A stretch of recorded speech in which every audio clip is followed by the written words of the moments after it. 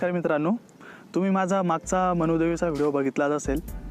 तेव्हा मी तुम्हाला बोललो होतो की एक जोगेश्वरी नावाचं ठिकाण आहे, तिथं मी तुम्हाला घेऊन जाणार आहे। तर त्याच रस्त्याने आम्ही जाणार आहोत, पण यावेळी आम्ही थोडं हटके करणार आहोत। म्हणजे गाडीने न जाता, घाट चढून न जाता आम्ही ट्रेकिंग करणार आहोत। तर चला मित्रांनो, हे डोंगराच्या खाली असणारं एक धरण आहे। आम्हाला वरती डोंगरावर चढायचं आहे।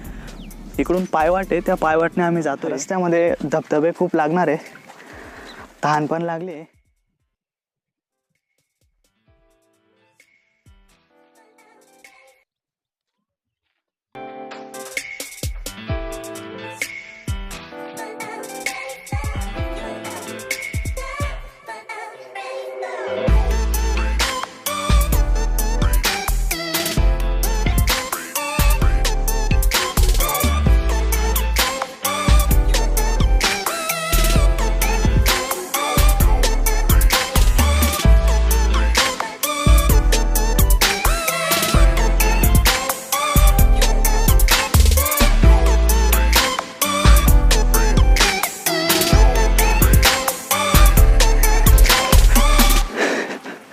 अशी खतरनाक पायवाट आहे, चिखल वगैरे भरपूर आहे। चिखलातून वाट काढत काढत आम्ही आता चाललोय। अरे बापरे, काय नाही, चिखल फक्त रस्त्याच्या सेंटरला राहतो। रस्त्याच्या साईडने वाट काढून आपण जाऊ शकतो पायी पायी। जसा जसा डोंगर जवळ येतोय तस तसं वाटतंय की काही लांब नाही आता, पण खूप दूर राहतात ते डोंगर। अजून 1 किलोमीटर आहे। 1 किलोमीटर नंतर अजून ट्रेकिंग चालू होईल। तिथला सीन मात्र एकदम भारी राहील। पण एक गोष्ट विशेष वाटते मित्रांनो, वाहणाऱ्या झऱ्यांमध्ये जर पाय ठेवला ना, तर आलेला जेवढा थकवा आहे ना, तो चालला जातो। म्हणजे असं थकलेलं नाही वाटत। आता मी 7-8 किलोमीटर सायकल चालवत आलो, तरी थकलेलं असं वाटत नाही आहे। तर बघू, आता फक्त 5 मिनिटात आपली ट्रेकिंग चालू होईल। बघू आता कसा फील येईल।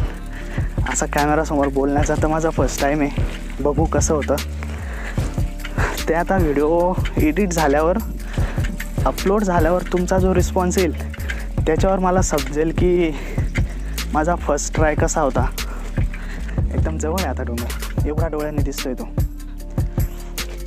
बाय द वे, मी याचं इंट्रोडक्शन केलं नाही, तर हा माझा छोटा भाऊ आहे, काकांचा मुलगा, तेजस निकम। आम्ही मागच्या वेळेस सुद्धा गेलो होतो 3 वर्षापूर्वी सोबतच, असंच ट्रेकिंग करून गेलो होतो। तर आम्ही आता जाण्याचा प्लॅन केला। मागच्या वेळेस पण आम्ही सायकलवर गेलो होतो। चला म्हटलं ह्या वेळेस सुद्धा सायकलवर जाऊ। माझी सायकल घरी खूप दिवसापासून पडलेली होती, तिचं टायर खराब होतं, त्याच्यामुळे माझी सायकल लावून दिली मी तिथं। कारण त्या दगडांमध्ये अडकून टायर वगैरे फाटलं तर तिला लोटत लोटत घेऊन जावं लागेल। त्याच्यामुळे म्हटलं जाऊ द्या, आपणच जाऊ एका सायकलवर डबल शीट। चला,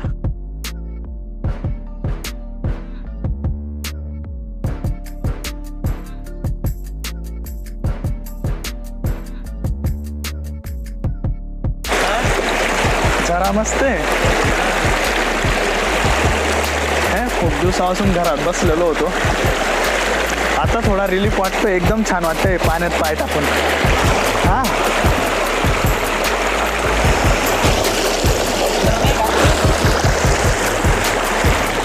पायी ट्रेकिंग करायला खूप रस्ते आहेत।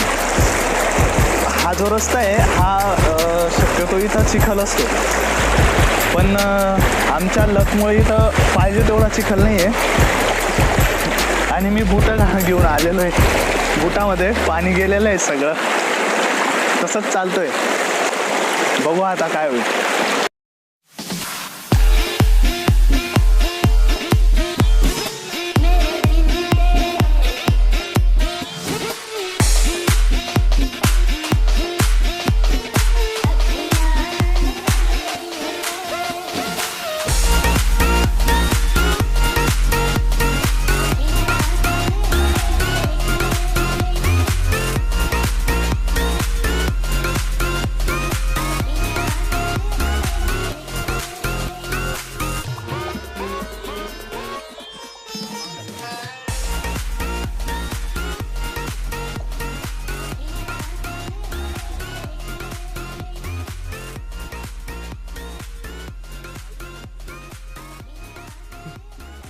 पांढरा पांढरा दिसतंय ना, हे जोगेश्वरी.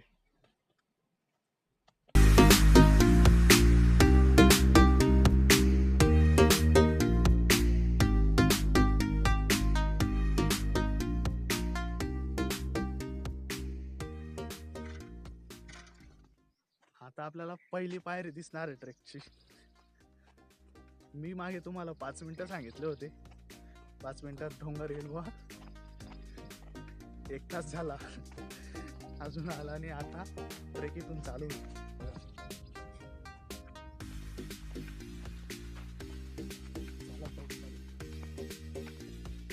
खूप काही असे डोंगरांच्या ठिकाणी अवघड जिथं रस्ते समजत नाही, तिथं लोकांनी ना अशा खुणा करून ठेवलेल्या असतात. अच्छा, काही ना काही चिन्ह दाखवलेले असतात, त्याच्यानुसार आपण पुढे जाऊ शकतो. आता या खुणांनुसार आम्ही पुढे जाणार आहे. चला, इथे एक खून आहे. जसे खून दाखवत आहे तसं आम्ही जाणार आहे पुढं. आता कसं जायचं ते समजत नाही. रस्ता पूर्ण विहीर आहे, असं जंगलासारखं आहे पूर्ण.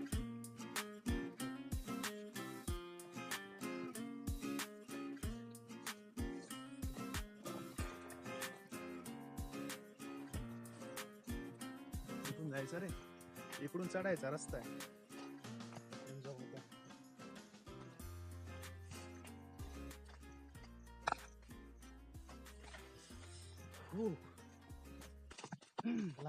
तर इकडून चढावं लागणार आहे. चला, जागा स्लिपी आहे. शेवळा आलंय, हे चालू झालंय डोंगर. काठी पण आहे रे भरपूर. हळू हा.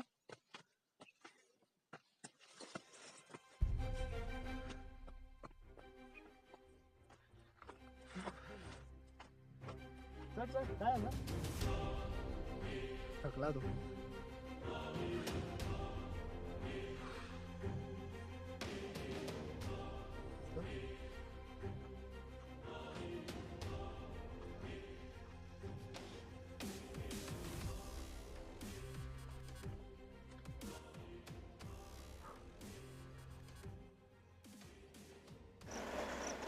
तर मित्रांनो, आपण अर्धी चढाई चढलेली आहे. तर खाली धबधब्याचा सुंदर आवाज येत होता, तर इथं बसण्याचं ठरवलं थोडा वेळ. एकदम शांतता आणि स्वर्गात आल्यासारखं वाटतंय. तर थोडा वेळ इथं बसतो. आणि इथं खाली मनुदेवीचं मंदिर आहे, जिथं मागच्या व्हिडिओमध्ये मी गेलो होतो. म्हणजे हा जो धबधब्याचा आवाज आहे, मला असं वाटतंय की तो तेच आहे. जोगेश्वरी माताचं मंदिर हे ही टेकडी आहे ना वरती, ह्या टेकडीच्या त्या साईडला जे व्हाईट कॅमेरामध्ये दिसत नसणार, तिथपर्यंत आम्हाला जायचं आहे. रस्त्याने चालता चालता मी तुम्हाला मनुदेवीचा इतिहास सुद्धा सांगेल. हे मंदिराचं स्थापना, तिथली थोडी माहिती देईल. कसं फक्त व्हिडिओतून तुम्हाला दृश्य दाखवून काही फायदा नाही, काही माहितीसुद्धा मिळाली पाहिजे. आतापर्यंत तुम्हाला प्रवास आवडलाच असेल. तुम्ही जर बेल आयकॉनला क्लिक केलेलं असेल तर तुम्हाला व्हिडिओची नोटिफिकेशन येईल आणि तुम्हाला तो लगेच बघता येईल.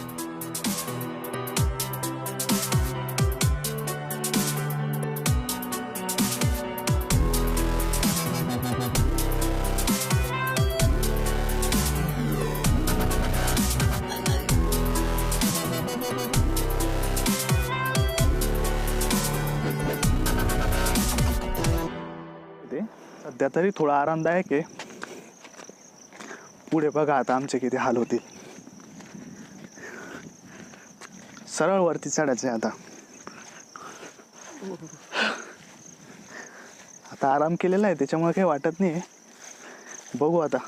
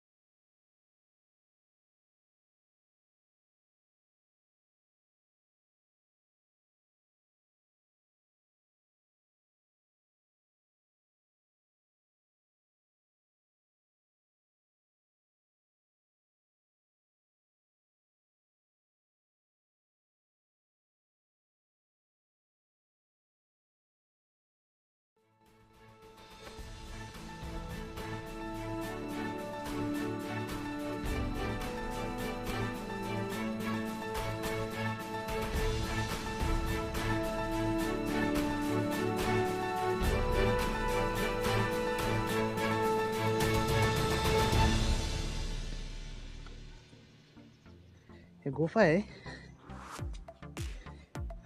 हे पुरातन काळी स्वयंपाक बनवण्यासाठी किंवा घोडे बांधण्यासाठी यूज व्हायचे.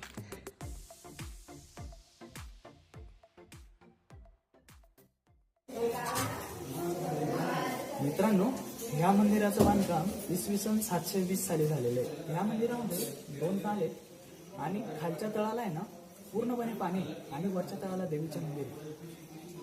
मंदिरामध्ये एंटर होताच शिवपार्वतीची 7 फुटाची मूर्ती दगडामध्ये कोरलेली आहे आणि थोडं मध्ये गेल्यावर कोरीव मूर्ती कोरलेली आहे. थोडं साईडला गेल्यास एक 40 बाय 60 फुटाचा मंडप आहे. त्या मंडपामध्ये विशेष असे अतिप्राचीन शिलालेख दिसून येतात. मंदिराच्या गाभाऱ्याच्या समोरच 7 खोल्या बांधलेल्या आहेत. पूर्वीच्या काळी लोक घोड्यांवरूनच येत असत तिथं आणि ते ह्या खोल्यांमध्ये बांधत असत. सध्या तरी येथे स्वयंपाकाचे वगैरे काम चालतं. आता लॉकडाऊन असल्यामुळे मंदिर बंद आहे. ह्या पुरातत्व खात्याचं इसवी सन पूर्वीचं मंदिर आहे आणि पूर्ण मंदिर पाण्यावरती आहे.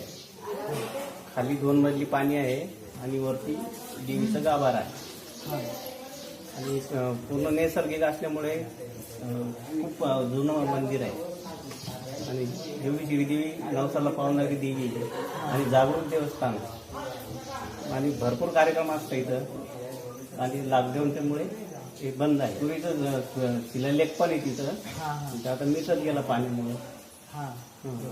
आणि तिथं कॅमेरा पण अलाउड नाही, त्याच्यामुळे आपण एखाद्या वेळेस नवरात्री झाल्यावर किंवा नवरात्रीमध्ये उघडलं झालं तर मग या. आहे का नाही? धन्यवाद.